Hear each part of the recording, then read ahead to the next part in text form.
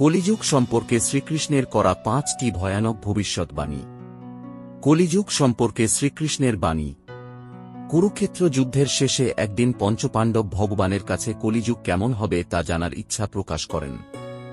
পরমেশ্বর ভগবান তাদের ৫ জনকে বনে ভ্রমণ করার পরামর্শ দিয়ে বললেন, প্রত্যেককে ভিন্ন ভিন্ন অভিমুখে যাত্রা করতে ও বনে দৃশ্যমান ঘটনা আমাকে জানাতে হবে। পঞ্চপাণ্ডব জঙ্গল অভিমুখে যাত্রা শুরু করলেন। যুধিষ্ঠির দেখতে পেলেন ২ শুর বিশিষ্ট একটি হাতি। এটি দেখে তিনি বেশ কিছুটা অবাক হলেন। তিনি এসে তা বাসুদেব শ্রীকৃষ্ণকে বলেন। শ্রীকৃষ্ণ বলেন, কলিযুগে মানুষ হবে মিথ্যাবাদী ও স্বার্থপর। তারা মুখে বলবে এক, কিন্তু কৃতকর্ম থাকবে সম্পূর্ণ ভিন্ন। অর্থাৎ প্রতিশ্রুতি আর কাজের মধ্যে কোনো মিল থাকবে না।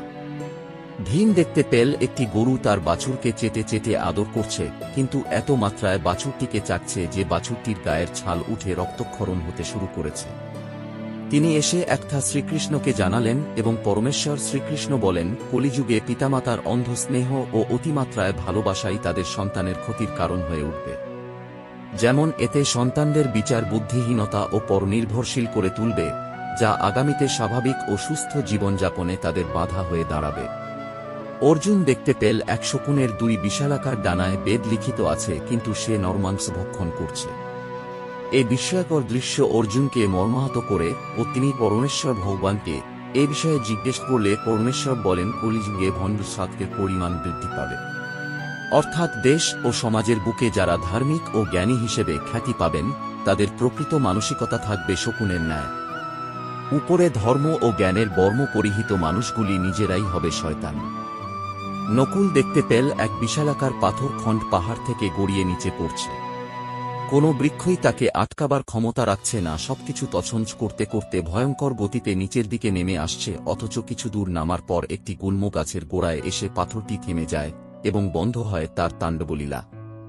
এই ঘটনা পরমেশ্বরকে জানালে তিনি বলেন, কলিযুগে মানুষের পাপের পরিমাণ ওই পাথরসম হবে, যা তার জীবনকে তছনছ করে দেবে, ধ্বংস অভিমুখে চালিত করবে গোটা সমাজকে। কিন্তু যদি কোনো ব্যক্তি বা মানুষ শুদ্ধ মনে শুধুমাত্র আমারই শরণাপন্ন হয়, তবে তাকে আমি সর্ববিপদ থেকে রক্ষা করব। অর্থাৎ সামান্য ওই গুল্ম গাছের ন্যায় যদি ন্যূনতম কেউ আমার ভজনা করে, তাহলে পাপ বিনষ্ট হবে। সহদেব দেখলেন জঙ্গলের মাঝে বেশ কয়েকটি কুয়ো, কিন্তু আশ্চর্যের বিষয় হল এর মধ্যে সবথেকে গভীর কুয়োটিতে জল নেই, একদম শুকনো। এই ঘটনা দেখে এসে পরমেশ্বরকে বললেন। পরমেশ্বর শ্রীকৃষ্ণ তখন বলেন, কলিযুগে সবচাইতে অর্থশালী ও ক্ষমতাশালীরাই এ সমাজে বেশি শোষণ করবে, যারা নিজ বিনোদন ও কামতৃষ্ণা মেটাবার জন্য প্রচুর ব্যয় করবে। সুরা, তামাক ও বিভিন্ন নেশাজাত দ্রব্যের পিছনে প্রচুর সম্পদ ব্যয় করবে, অথচ সমাজের পিছিয়ে পড়া বা দরিদ্র সমাজের জন্য শুধুই তাচ্ছিল্য থাকবে। অতএব দরিদ্রেরই ক্লেশ কলিতে প্রবল হবে। ধনীরা হারাবে মনুষ্যত্ববোধ ও বিচার বিবেচনা করার যথাযথ বুদ্ধি।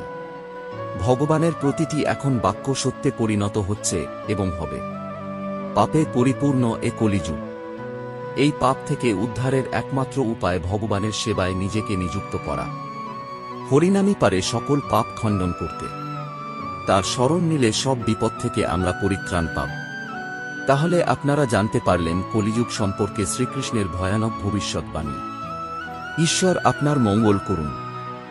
আজকে এখানেই শেষ করলাম। আপনাকে অসংখ্য ধন্যবাদ আপনার মূল্যবান সময়টুকু আমাদের দেওয়ার জন্য। আপনাদের যদি এই ভিডিওটি ভালো লেগে থাকে তাহলে আপনি আপনার বন্ধু ও আপনার পরিচিত মানুষের সাথে শেয়ার করতে পারেন। এরকম আরও ভিডিও পেতে হলে চ্যানেলটি সাবস্ক্রাইব করুন। ভালো থাকবেন। জয় শ্রী কৃষ্ণ। রাধে রাধে।